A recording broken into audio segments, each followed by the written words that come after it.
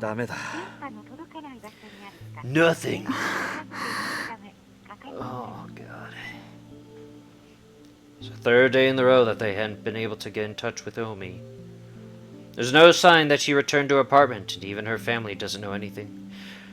Her parents have already filed a missing persons report. まあ、あいつのことだからな。何事もなかったみたいに、ひょっこり顔出しそうな気もするんだが。I don't remember the voice I gave him, so I'll go with that one. Well, you know her. She'll probably just pop up somewhere like nothing happened. だといいけど。Well, I hope so. Yo replies with a gloomy expression. She's worried about Omi, of course, but the incident with Fuminori 3 days ago must still be weighing on her as well. Yo hasn't seen Fuminori since then, and Fuminori hasn't made any effort to approach her or Koji.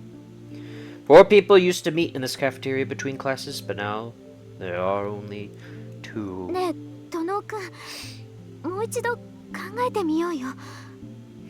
どこかおみちゃんの行きそうな場所に心当たりない？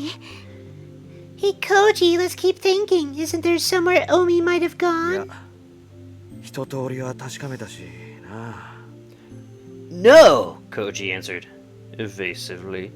I already checked everywhere. It's a lie, of course. Koji knows where Omi planned to go that evening, but he doesn't want to bring Fuminori up in front of Yo. Their awkward silence is mercifully broken by the bells signaling the start of the next period. じゃあ、俺行くわ。 Well, I've gotta go. Yeah. Unless Koji is mistaken, Yo is supposed to have class next period too. But she just sits there, staring off into space. Unable to come up with anything to say, he leaves the cafeteria reluctantly. Both Omi's disappearance and Yo's depression worry Koji.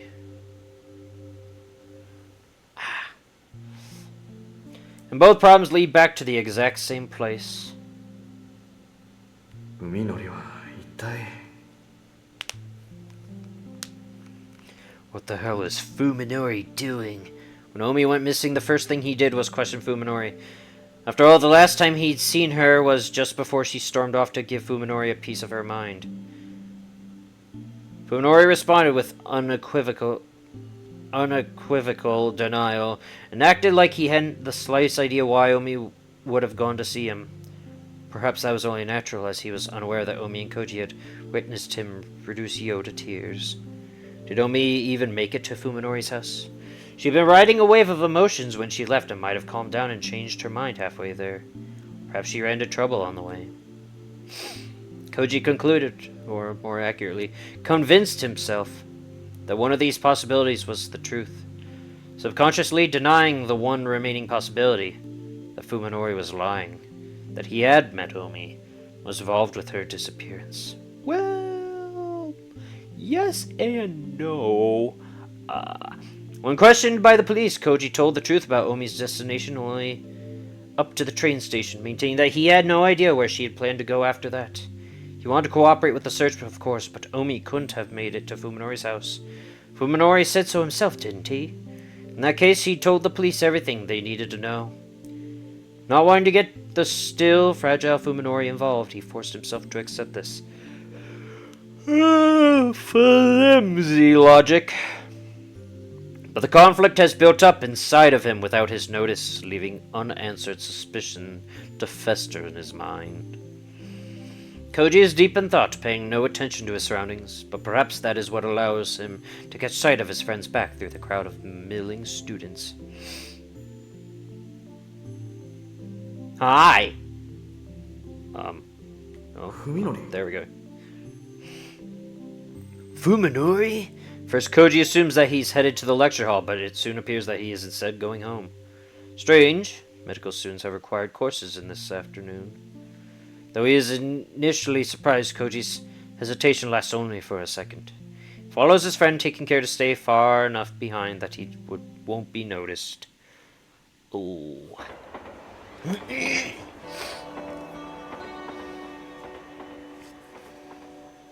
Fuminori wasn't going home, as became obvious when he boarded a train heading in the opposite direction. Koji's next guess was that he was going to see his doctor at the T University Hospital, but Fuminori rode straight through the closest station. どこに向かってる Where is he going? First, Koji felt ashamed for tailing his friend like this, but his conscience fell silent as Fuminori's actions grew more mysterious. Stranger it gets, the closer Koji feels to discovering the truth behind Fuminori's sudden transformation. Any knowledge would be welcome, no matter how slight. Even Koji is beginning to think there must be more behind Fuminori's change than the accident alone. He wants a more satisfying answer, one that will help him decide whether Fuminori can still be trusted. Yes and no. Fuminori gets off at the train station in a nondescript suburb of Tokyo. Koji follows, trying not to lose sight of him amid the other disembarking passengers. The area is quite desolate, with only a small bookstore, a convenience store, and a market in front of the train station. It is easy for Koji to keep Fuminori in view. This neighborhood was carved out of the Fuji foothills, and here and there remain steep inclines and wooded areas that escaped assimilation. Koji is amazed that such a quiet place exists less than an hour out of central Tokyo. Fuminori seems to know these streets. He moves quickly and purposefully through the suburban community, his eyes fixed straight ahead. Before long, Fuminori reaches a house. Without ringing the bell or even knocking, he opens the door and vanishes inside, leaving Koji to wonder how Fuminori can treat the house as his own. After waiting to see if Fuminori comes back out, Koji approaches the gate and checks the nameplate. Ogai, it reads. Koji has never heard of anyone by that name among Fuminori's acquaintances. Next, his attention is drawn to a thick wad of leaflets sticking out of the mail slot. This, coupled with the general dilapidated feel of the place, suggests that it has been abandoned for some time. A small playground about 2 blocks away provides an adequate vantage point from which to watch the front of the Ogai home. Fortunately, it does not appear to be the sort of house that has a rear exit. Koji settles down on a bench to begin his stakeout. I should have brought more smokes. 1 hour passes and then another, but there remains no sign of movement around the Ogai residence. Soon twilight settles upon the neighborhood.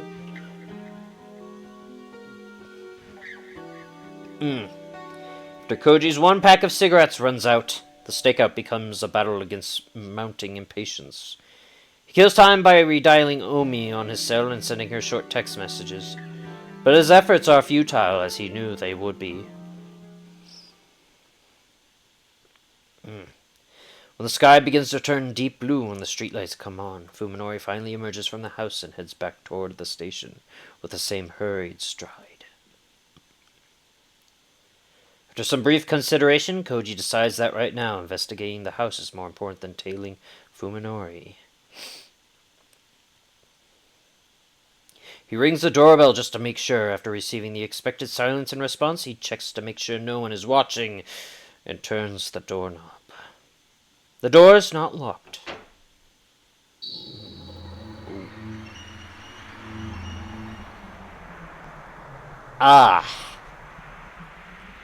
Good.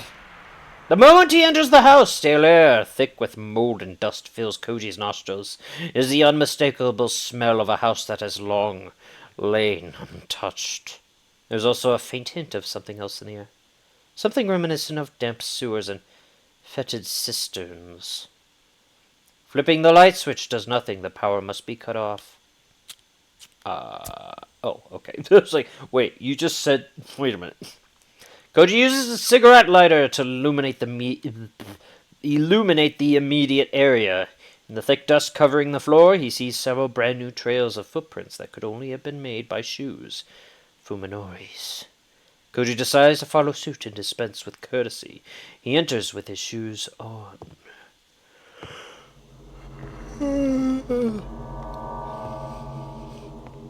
The lighter's flickering flame pushes back the deathly silence and gloom of the house. Koji is surprised to see evidence of life remaining. Everything from furniture to tableware and appliances. Nothing seems to be missing. The thickness of the dust suggests that the house has been empty for several months, which means that the owner must have left with a little more than the clothes on his back. Could he have gone on a long vacation? The calendar in the den is still turned to April. Empty and silent, yet still exhibiting signs of the life that was once lived there. The house reminds Koji of a passenger ship entombed at the bottom of a sea. In the graveyard, like quiet, a sinister thought suddenly enters his mind. No one is living here. But that does not have to mean that the owner left. Maybe he was murdered. His rotting corpse is right under Koji's feet.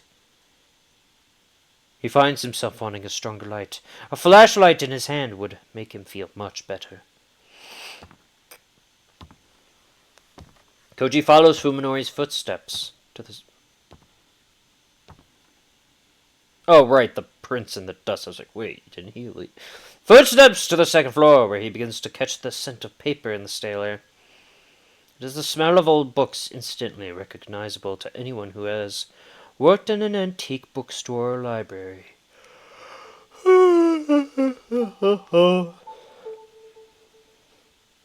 The first room on the second floor turns out to be a study.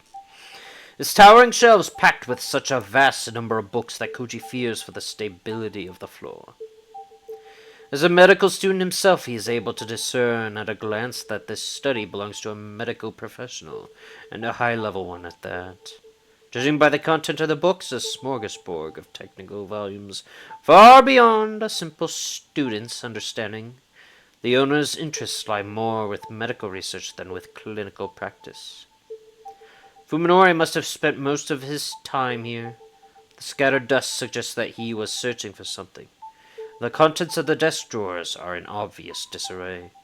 A small pile of books stacked on the side table catches his eye. Being next to the desk, they must have been the most frequently read. Their nature could shed some light to the character of the person who worked here. Koji frowned as he examined the 3 books. These aren't scientific texts like the rest, but old leather-bound Western tomes like the sort you would find in a rare bookstore. The titles are meaningless to him. Trait de chiffres appears to concern semiotics. But ars magna et ultima is some kind of treatise on divination. And then there's the Voynich manuscript, which looks like some sort of picture book. When he pages through it, he finds the text utterly incomprehensible. Maybe it's some kind of cipher. Whatever they are, they clearly have nothing to do with medicine, refuting Koji's earlier guess that this Ogai was a doctor. Looking down, Koji suddenly notices the glint of something black and metallic underneath the chair. A pocket-sized flashlight, quite out of place among all these dusty books. Fuminori must have brought it in. Why'd the music? Why'd the happy-go-lucky music go away? With relief, Koji exchanges a lighter for the flashlight. Its tiny body emits a powerful white beam that casts away the darkness. His courage restored, he decides to explore the rest of the house. Hmm? Huh? Koji notices something strange, something that was not visible. The lighter's weak flame. The slime.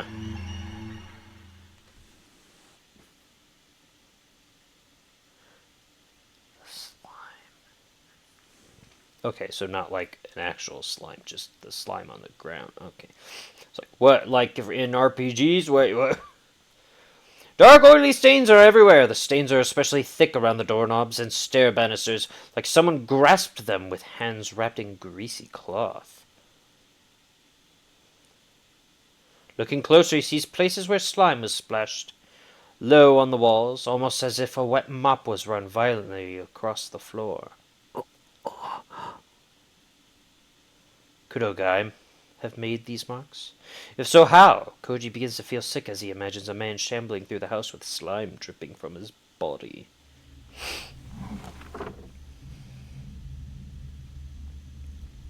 Oh good, creepy. sound effects. Finding the broom next to the study, Koji checks the closet on a hunch. He discovers 2 empty suitcases. Not what one would leave behind when going on a long vacation. A sudden chill runs through him. Whoever was living here is still somewhere inside the house.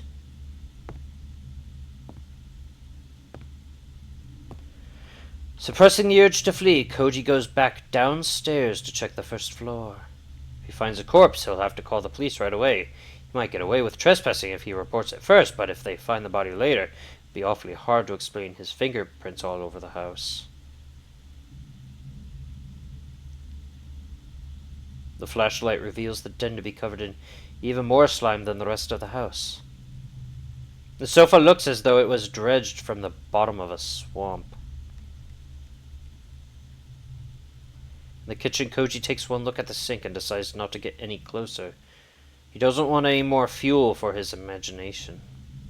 He reaches the door to the bathroom. A common scene from TV dramas flashes through his head, a body with slit wrists floating in a bathtub full of water. Wasn't there a movie where a hitman disposes of his victim in a bathtub filled with lye? Koji braces himself for the worst and opens the door slowly, then shines his light into the ceramic bathtub that appears from the darkness like a white ghost. Oh!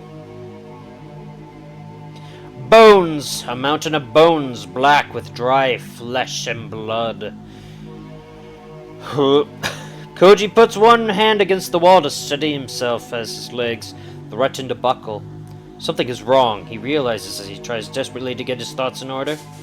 The bones are too small, and there are too many of them. They aren't human.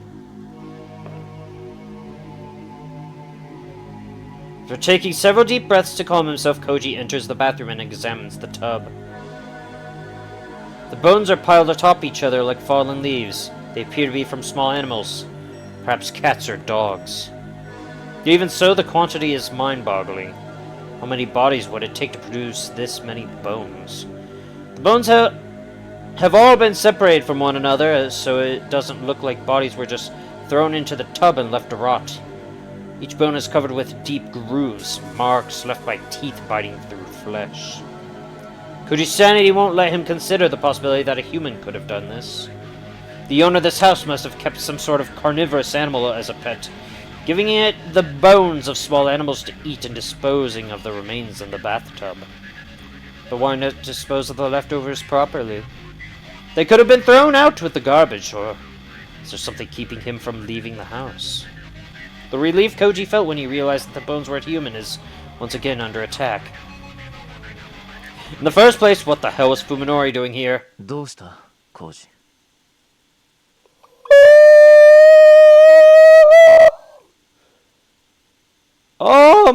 Wait. Wait a minute. Wait. When you said that, what was he doing here earlier? What is he doing here now? Wait a minute. And wait, he's recognizing Koji. Wait a minute. Whoa. What's wrong, Koji? Koji whirls around his light, revealing Fuminori's expressionless face. 不法侵入だぞ、Koji. You're trespassing. お前だって同じだろうが。So are you, Koji replies, barely managing to speak over the pounding of his heart. Fuminori pushes past Koji and looks into the bathtub. He doesn't even flinch at the sight of the bones. 僕はこの家の人と知り合いなんだ。頼まれて探し物をしに来ただけさ。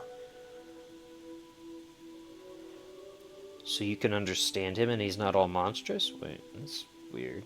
How did you recognize him too among all the fleshy walls and stuff? A friend of mine lives here. I'm not just running an errand. 知り合いって。いつから？一体何者なんだ？ Who is this person? Where did you meet them? Koji doesn't want to believe that the old friendly Fuminori could have had contact with the denizens of this house. いずれお前にも紹介するよ。僕の恩人とも言える人だか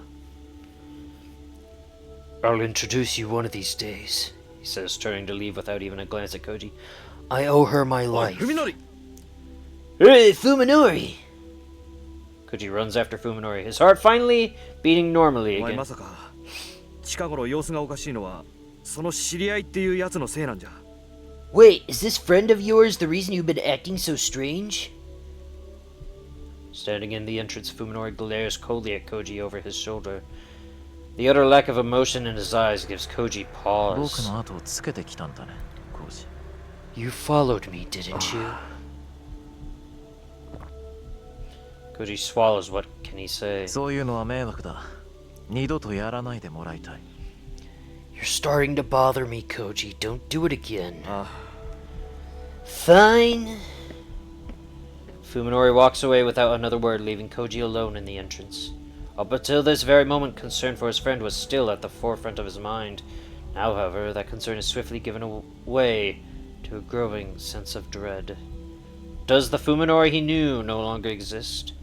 Was the person who just stared Koji down an imposter wearing Fuminori's skin? Koji has begun to believe that it might be so.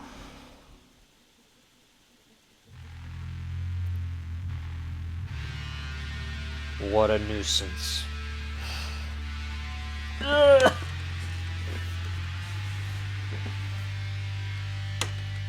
Oh my god.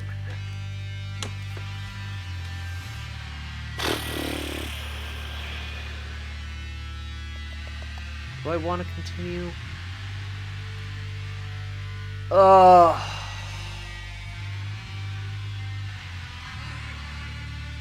Yeah, I'm gonna pause it. I'm getting a little tired. I want to keep going, but yeah, I should probably call it. So we shall call it. A lot of interesting things this episode or two, to say the least. God, when all the things are on the table, that's gonna be freaking crazy. Oh, pay no attention to these! Oh, you don't see nothing. What? No. Roughly halfway through the game? Interesting. It's not a very long game if that is the case. Configure, load, start, exit. So yes! That shall be all for now. So, with that said, thank you so much for watching. I hope you are enjoying this dark and foreboding tale. Even if it is a little gruesome. Certainly getting the mystery and an intrigue, something, words. Oh god, I'm trying to be all something. It sure gets the mind juices flowing, something to that effect. I hope you're enjoying this. I certainly am. At the very least intrigued. Very, very colorful, dark, colorful, so to speak. And I hope you are enjoying it. And thank you so much for watching. I hope you have a lovely day and or evening. Certainly more lovely than poor Omi. Yeah. Until next time, whatever it is I may do, I hope to see you then. Farewell.